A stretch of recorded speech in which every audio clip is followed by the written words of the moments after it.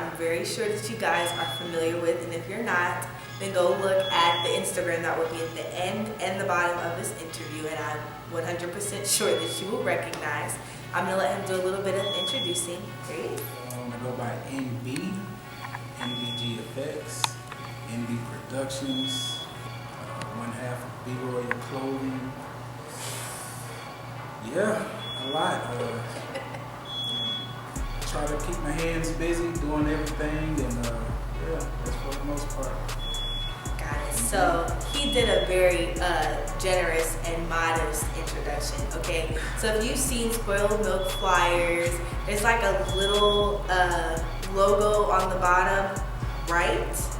I need you guys to go look at the Spoiled Milk. This is that guy. So every flyer that you party and go to and all this stuff, this is the guy that does it. So he's Atlanta, okay? That's the introduction.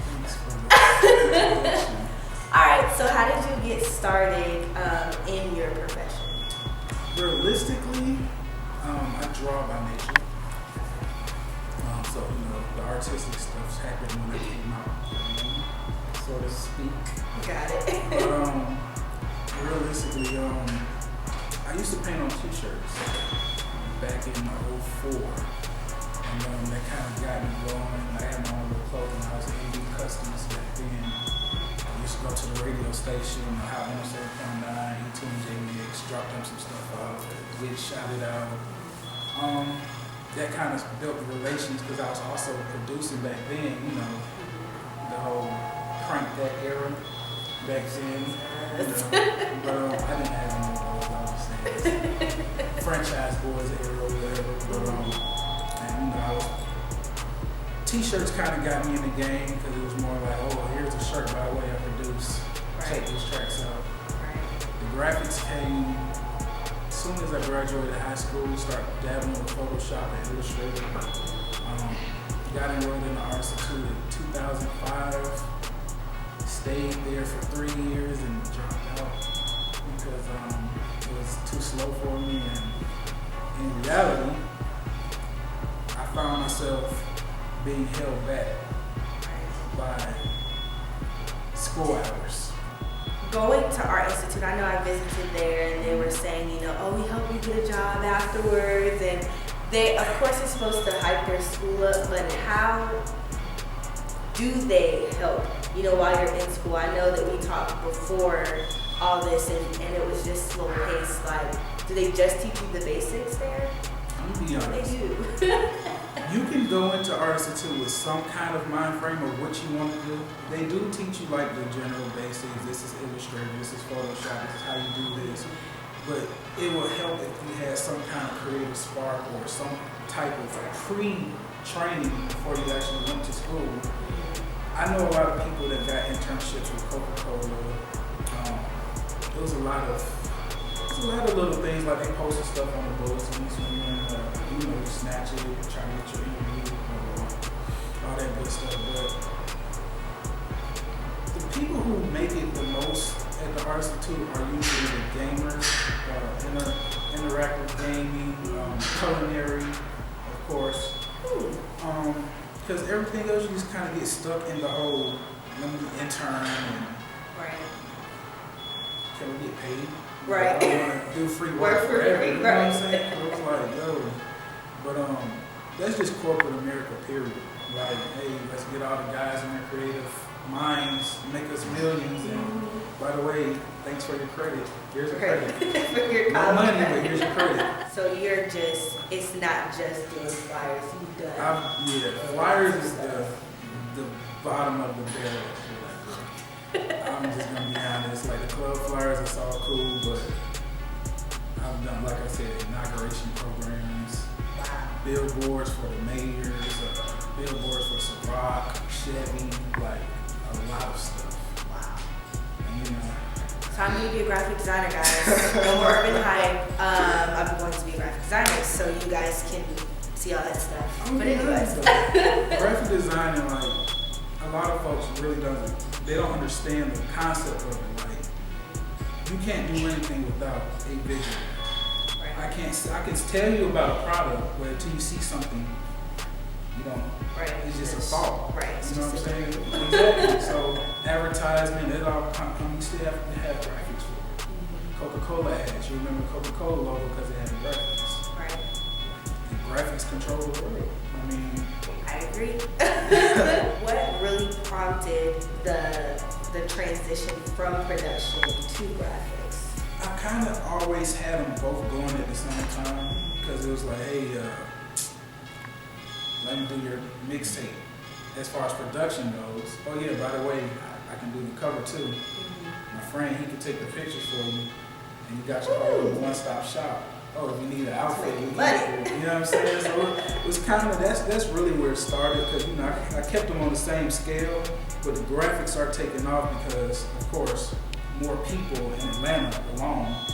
You know, more people try to find themselves. Everybody tries to do different things. You got artists, you got models, you got producers. Like everybody's trying to brand themselves, and quality is everything. Like you don't want to just walk out and like, hey, check my mixtape cover and it looks like Microsoft Paint or something. You know what I'm saying? So growing with the years and you know getting better at graphics, I became one of the go-to guys. Period. Like for everything. And you know, word of mouth travels faster than anything. I've never had a business card for my graphics. I've never had. I just got on Instagram when it started, so I've never been a big Twitter person, but word of mouth speaks. So you're traveling. I know a secret, you guys don't know him. You're traveling. Yes. Tell us about that. On Monday morning, by the way, a 10-hour drive. Yes. Let's throw that out there. So the first Monday of January, which was what, 2 weeks ago now, a week and a half ago, somewhere. I got a call from a good friend of mine by the name of Gorilla Zoe. We have a history together. I produced for him, done his graphics. One time he did like, for the month of February, he did like 28 mixtapes in 28 days. And I was in there slaving with him, knocking the cover off each day. Everything looked different, nothing looked the same. So That's okay. but it was a little exercise, you know. But he called me and I actually missed the call. He called me twice, which was kind of weird for him. I was like, let me see what he's talking about. So he's like, yo, what's your Instagram? What's your graphic site? So I texted. You know, I actually went on Instagram and added my page. He calls me back 5 minutes later. Yo, Flow Rider, we all in the studio looking at your page. They love your work. I'm like, what do you mean? Right. So he's like, yeah, what's it gonna take to be exclusive? I'm like, can I have like a couple of weeks to think this through? And like, we don't have a couple of weeks. We're trying to fly you out now. I'm like, Oh my gosh. I'm gonna call you back.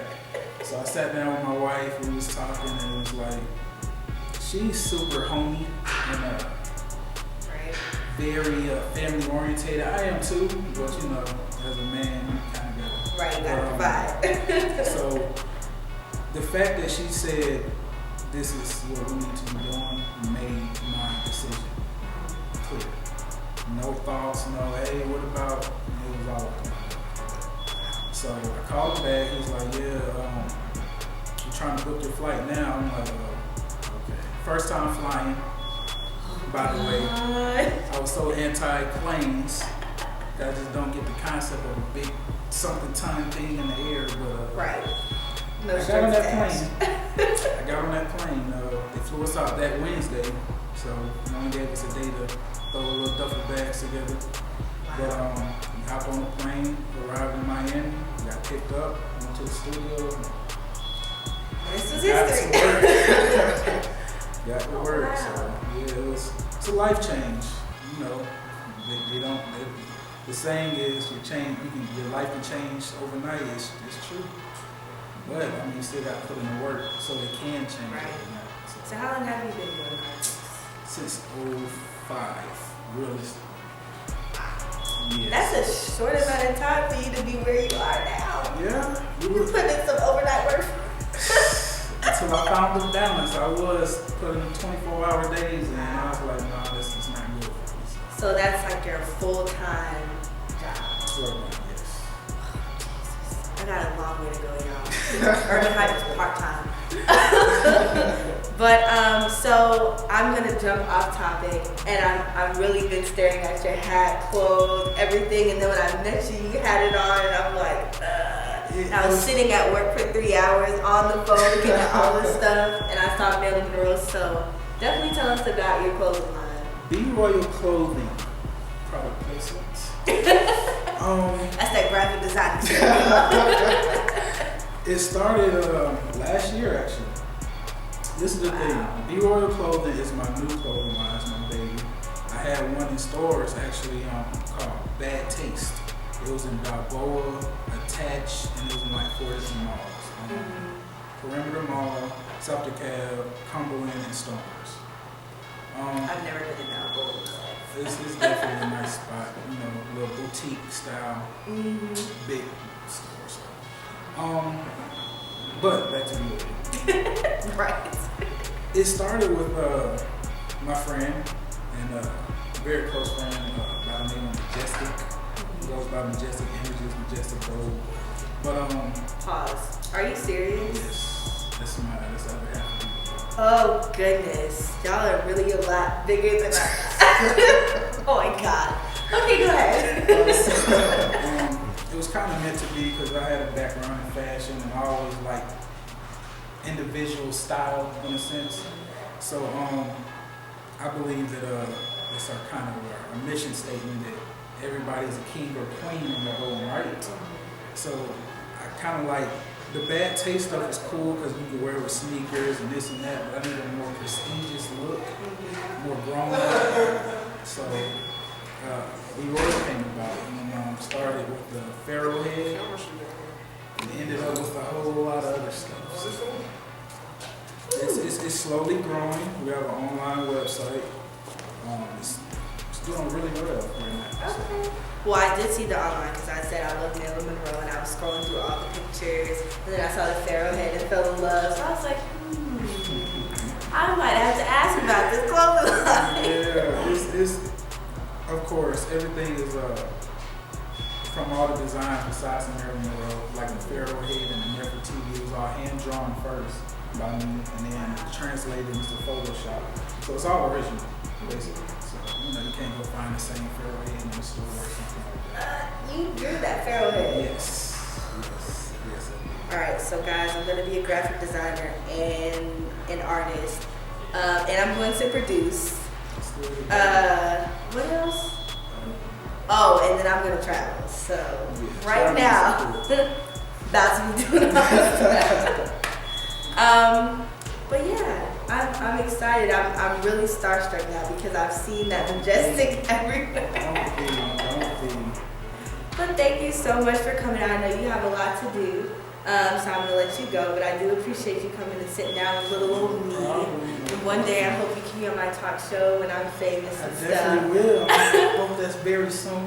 Thank you, Jesus. I received that. But thank you so much. Have a safe trip. Guys, I'm sitting here with NB Nick Bailey. I'm Brittany Takia. This is Urban Hype. Believe it.